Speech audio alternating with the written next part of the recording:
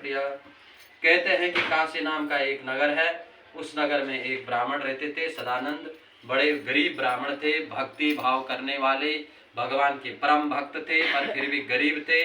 न जाने पूर्व जन्मों के कारण जो है उनको जो है ये जो है इस जन्म में कुछ कष्ट मिले हुए थे, और अनेक जो है उनके जो है बड़ी गरीबी थी।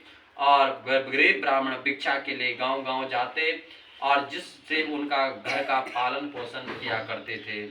तो ब्राह्मण एक दिन बड़े जो है दुखी थे, कई नगरों में गए पर कहीं से उन्हें दक्षिणा नहीं मिली, अन्न नहीं मिला, धन नहीं मिला, दुखी थे और भगवान से प्रार्थना कर रहे थे कि हे प्रभु, अब मैं अपने घर जाऊंगा तो मेरे जो बाल बच्चे हैं, मेरे कुटुंब परिवार है, उनका कैसा पालन पोषण करूं प्रभु।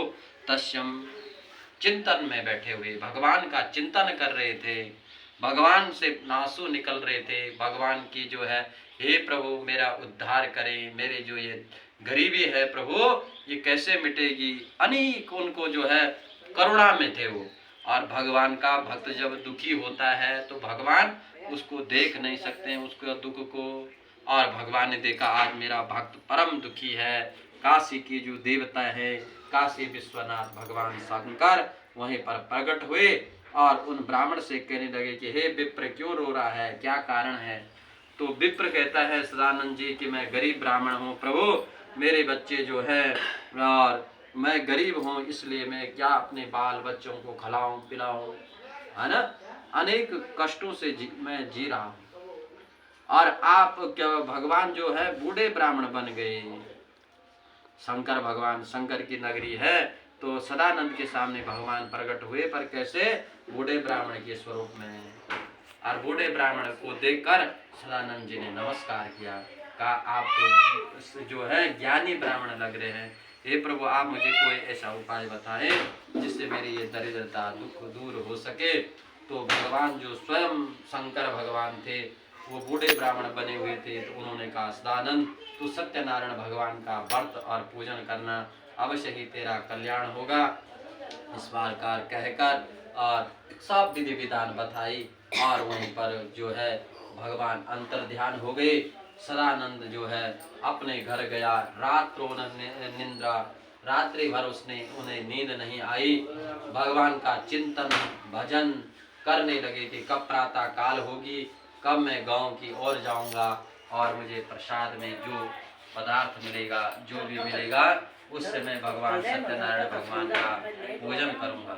ये उसने अपने मन में संकल्प करा और वो जो है सदानंद जी अनेक नगरों में दूसरे दिन सुबह प्रातः काल में होने पर गांव की ओर चले गए और उनको उस दिन जो है बहुत सुंदर सा फल प्रसाद अन्न धन जो होता था वो सब कुछ उन्हें प्राप्त हुआ। और उन्होंने उस दिन अपने घर में सत्यनारायण भगवान का पूजन करवाया और उस पूजन के प्रभाव से हमेशा पूर्णमासे मासे व्रतम कृतम, हर महीना पूर्णमासी के दिन संक्रांति के दिन भगवान का व्रत करने लगे। और इस वर्ष का प्रभाव ऐसा हुआ कि सर्व पापा विनिर्मुक्तो दुर्बलम मोक्षवान वर्तस्य सदा विप्रम पृथ्वी संचरेत। भगवान की कृपा से उनके सभी दुख मिट गए और वो धन संपन्न हो गए और हमेशा व्रत करने लगे। इस प्रकार से सर्वप्रथम ये कथा किसने की, सदानंद जी ने किया। वासुदेव भगवान की जय। अब सूर्य कहते हैं सोनकादि ऋषियों यात्रां कृतवान साधु मंगलायन पूर्वकाम ब्राह्मणं च धनम दत्ता तदोत।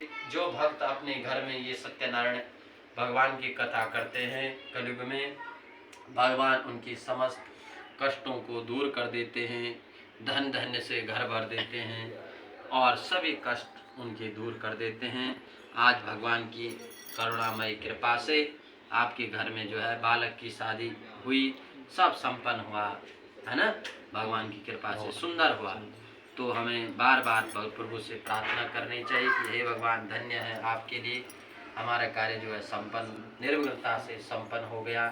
आपका आशीर्वाद हम पर सदा बने रहे और हमारे भी भगवान से ये प्रार्थना है कि आप लोग जीवन में सुखी रहे, धन धान्य वृद्धि होती रहे। यही कामना के साथ यम यम चिंतते कामम तम तम प्राप्नोति निश्चितम।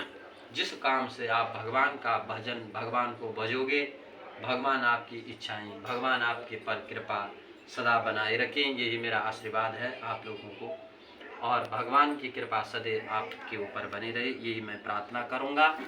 और इसी के साथ मैं अपनी अपनी वाणी को यहीं पर विराम दूंगा। अब भगवान की आरती, चरणामृत और प्रसाद हम लोग ग्रहण करेंगे। बोलो सत्यनारायण भगवान की जय।